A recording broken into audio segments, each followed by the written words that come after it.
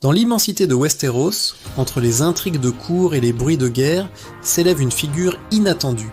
Tyrion Lannister, souvent réduit à sa petite taille, est en réalité l'esprit le plus affûté du royaume.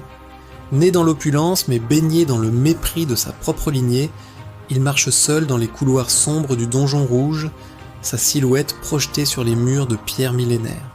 Son arme n'est pas l'acier, mais le savoir. Comme il le dit si bien, un esprit a besoin de livres comme une épée d'une pierre à aiguiser pour garder son tranchant.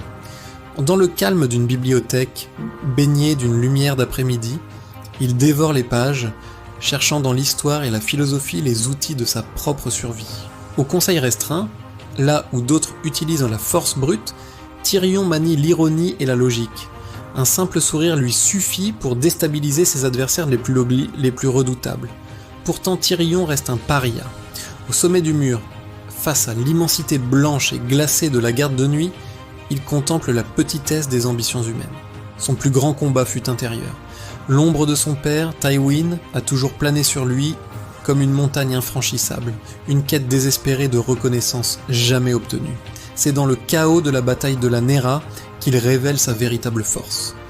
Malgré la terreur et le feu grégeois, il mène la charge avec une détermination héroïque, puis vient l'exil.